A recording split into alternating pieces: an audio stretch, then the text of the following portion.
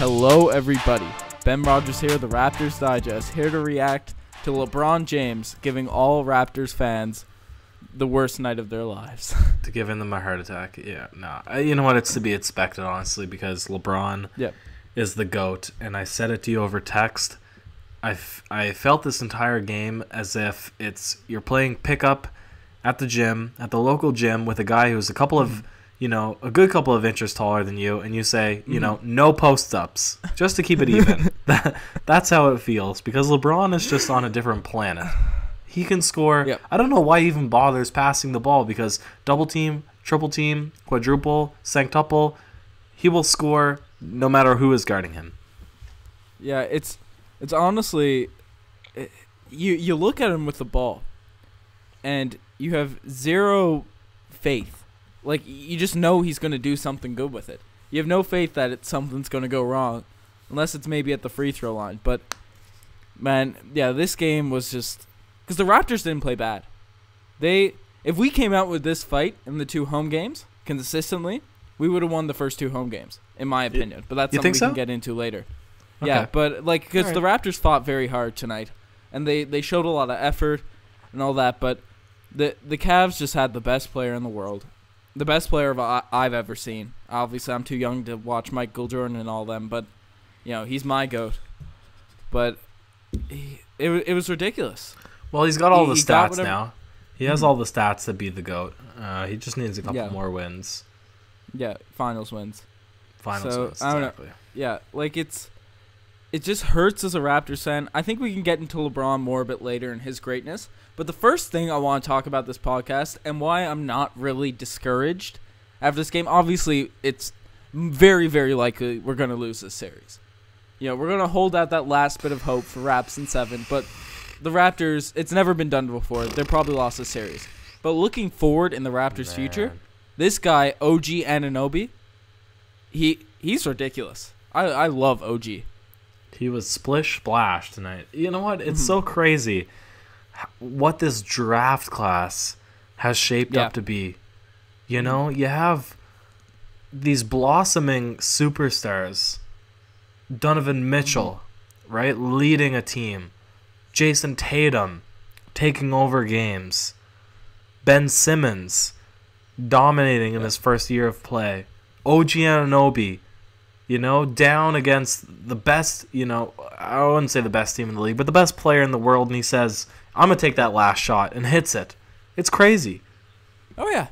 Yeah, we'll start with the segment here. The GOAT play of the day. It goes to OG Anunoby. His final shot at the shot that could have been the one to put it into OT if LeBron wasn't amazing. But OG said, no, I'm not going to pass it to our established all-star. I'm not going to give up this shot. I'm a rookie, but I'm going to let this shot fly. And he got the ball to the wing. No fear in OG Anunoby this whole game. Yeah, and he was taking a bath because splish splash. Yeah. Crazy. And you know what? I got an OG moment. Well, okay, we'll get back to OG, but OG the player, but I have an OG's moment because some of them make you just say, "Oh geez." And that was when Kyle Lowry went to take the charge, I guess, on Jordan Clarkson. Do you remember this? He was in the corner. Oh yeah. Jordan Clarkson clearly hit him. The same call was called on Serge Ibaka a couple plays prior, and then he drains a 3-pointer and embarrasses Kyle Lowry. But on the very, we get the inbound, rush a play, and then stroke a 3 of our own and one. Yeah. CJ Miles. It was just a bit of humble pie for the Cleveland Cavaliers. Unfortunately, we didn't win the game, but that was an OG's moment for me.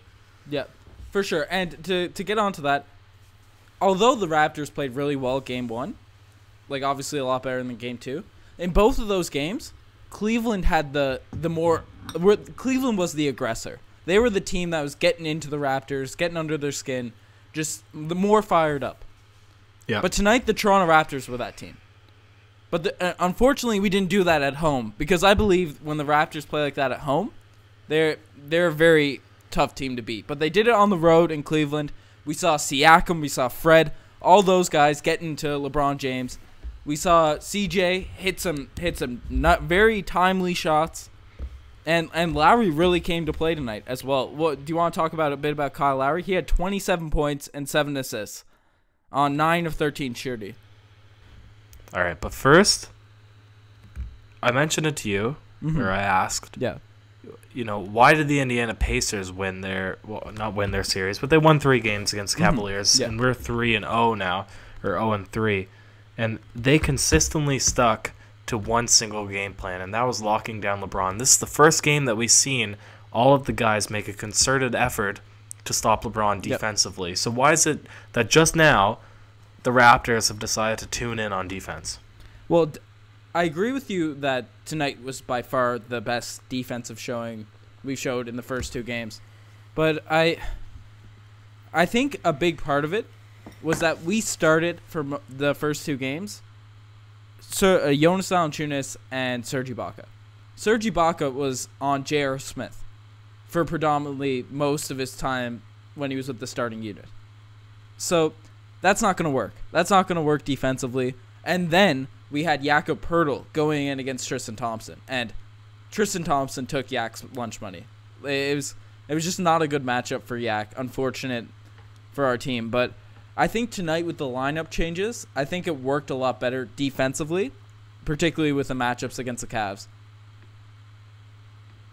Man, but are you saying that Bojan Bogdanovic and Thaddeus Young and Lance Stevenson and Miles Turner are better defensively than anything that the Raptors can toss at the Cleveland Cavaliers? I think their size and their matchups worked a little bit better, and the thing that the Pacers did, that the Raptors did tonight, which I wanted to see in the first 2 games, they were harassing the Cleveland Cavaliers the whole time. That's true. There was no fear in the Indiana Pacers when they played the Cleveland Cavaliers. And the first 2 games, we talked about it on the first 2 pods, the only 2 players that didn't look shook were Fred and OG. And that's just the unfortunate thing about the Toronto Raptors. But we don't. Do you think the same held for tonight? I think the team was a lot more engaged defensively, but on offense, it was a bit shaky there for a good while.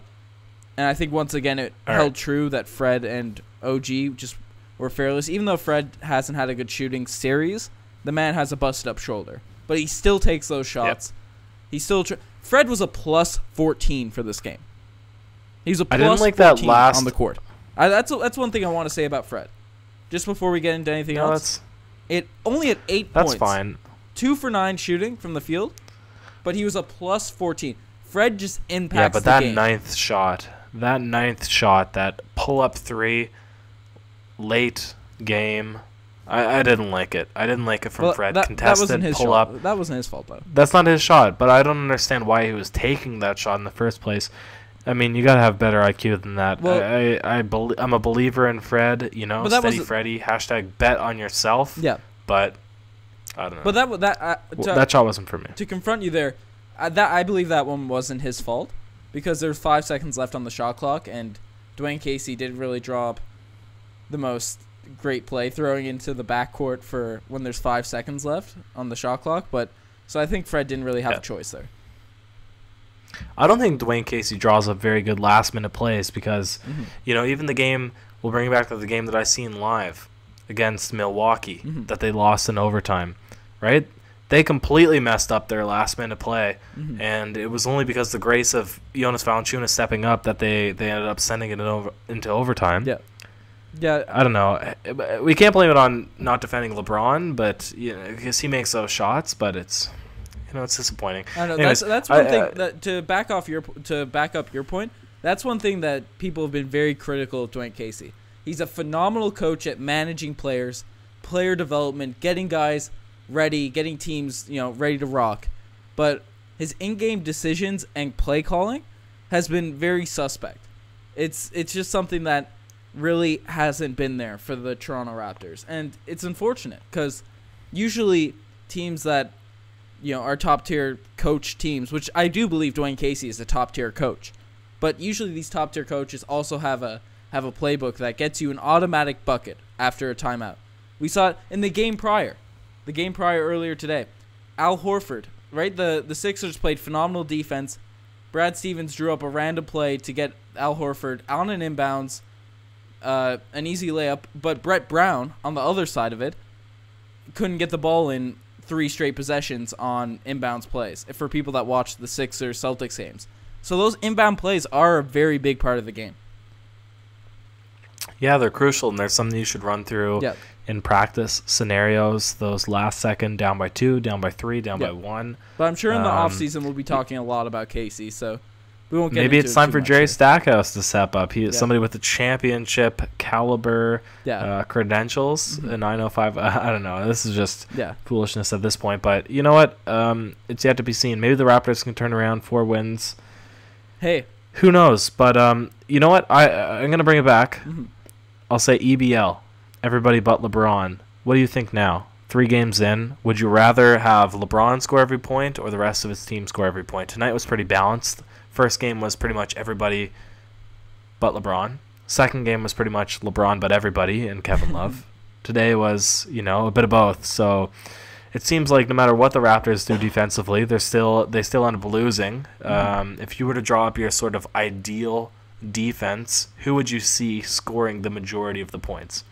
I think you got to make LeBron be a scorer. I think that's the only way to beat a LeBron James-led team. It's because LeBron James is looking to pass. I said it. I'm holding true with my points that we argued in the first podcast.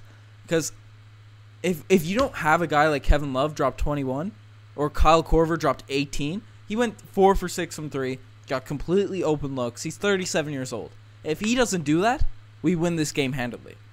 If his role players don't step up, like the Pacers didn't make them step up earlier in the first round, right? Like they focused on the other players, and the Pacers are less talented than us, but obviously, the game plan worked. So I still think that the way to attack LeBron James' left team is to make him be a scorer, because LeBron James' greatness is surrounded by his ability to make his teammates better. Not necessarily being a ISO scorer like Michael Jordan or Kobe. So, but he could be. He definitely could be. Like it's very tough. He should be. Jeez. Pick your poison, right? They're both pretty bad, but I think the poison of LeBron shooting a lot is a little bit more dilute, a little bit more sustainable. And you know what? In watching, I kind of agree with you. Siakam, OG, they played pretty good defense on LeBron tonight. Despite his numbers, despite the game winner, I think they contested very well. You're just facing a guy who can literally score in any situation, independent upon the amount of people defending him, the distance that he is from the basket. He will score, and they did a pretty good job in containing him. I'd argue that the individual defense that OG Anunoby is playing is comparable to the defense Andre Iguodala showed in the finals, where he got Finals MVP, and the finals, I think 2013, where Kawhi Leonard got Finals MVP. It's very similar. Yeah. Maybe not. It's just sad, man. Nobody in the league right now that I'm rooting for is winning a series. We have Philadelphia losing, Boston winning. That's the same series, obviously, but we can emphasize both points. Yep. Rockets is fine, but the Stephen Curry winning, it's a year that if the Raptors go down in 4 or 5 or 6 or 7, hopefully they win the next 4, but if they go down, I'm cheering for LeBron to beat the Warriors in the finals, because that's what I expect it will be again. Yeah, I think, but if LeBron's role players continue to play the way they're playing, they're definitely coming out of the East. But Ryker, before we throw in the towel, as Raptors fans, of course, what are the chances we break the mold? We win the next 4 games. What are the chances? I don't know. Who do we have to bench? We benched DeRozan after the first half. We'll talk about more play DeMar, Ibaka the 48 Gold minutes. Star segment, but just before we get into that, what do we have to do? What can we? You're do looking for numbers? Is it possible? Okay. What are the odds? Sure, anything's possible. We made it to the moon before anybody thought space travel was possible. I think, what do the Raptors have to do? Something crazy, radical, lock down on defense, shut down LeBron and the role players, do something beyond anybody's expectations. But if anybody's to do it, I think Dwayne Casey and the Raptors squad and Fred VanVleet, they're the people to do it, but it's yet to be seen. We Yeah. just have to hold on to the next round. But bring us into the DeMar Carroll, and let's clue this thing up. Yep, for sure. I think it's possible out there. Let us know what you guys think, but I'd love to see the Raptors win in 7. But unfortunately, tonight for the DeMar Carroll Gold Star Award, his backcourt brother played phenomenal with 27 points, but DeMar DeRozan benched the fourth quarter, really didn't have it tonight, and on a night where we really needed him. Yeah, but it's not always a bad thing. You know, sometimes you just need more production from other players, and if your main guy isn't giving it to you, then your main guy sits. I like the decision by Dwayne Casey. Yeah. However, you know, it's disappointing that DeMar is no LeBron, Mhm. but that's the way it goes sometimes. Only a 2-point loss. We can't be too upset about that, but Yeah. I wish that 2-point loss was in the first game, and then we collected ourselves and won the second game by 20. Yeah. Unfortunately, the 2-point loss is in the third game, and now we're backs completely against the wall and have to, you know, make some changes. Yeah. I don't know. I completely agree with Dwayne Casey's decision to bench DeMar. Just really didn't have it tonight. And you said it there. DeMar DeRozan is not LeBron James. And I don't think, like, obviously it's disappointing that he did not show up tonight. Just wasn't there. Did not have his game ready. But, like, he's been here, been there the rest, every game in the postseason. We can't trash on DeMar too much. It's, you know, that's all you can do. That's true. He's been having a good postseason besides this game right here. Yeah, let's not, just because of this one game, let's not go into this offseason saying, you know, trade DeMar for DeMar Carroll or something, right? Like, Yeah. just Yeah. still No, I have faith agree. in DeMar. And Serge Ibaka bounced back. I give him credit. He looked a lot better tonight. But Let's make our bold predictions after the next game. Let's see what the outcome is, and then we'll start bringing the heat. We'll put ourselves on the hot seat and see what needs to be done. yeah, we have a full summer, and who knows, maybe the Raptors will come back, win it in 7. That's what we're all hoping for. It's deflating. It's deflating when you have to play LeBron James in the second round, and it can't be in the Eastern Conference Finals, but that's how it goes. Riker, we've rambled enough about Game 3. We'll be back Game 4. Hopefully the Raptors can get one. Let us know what your guys' thoughts on the game. Thoughts on OG. Thoughts on LeBron being LeBron James. You guys are the best. Follow the Twitter, the Instagram. All that cool stuff. Thanks for listening.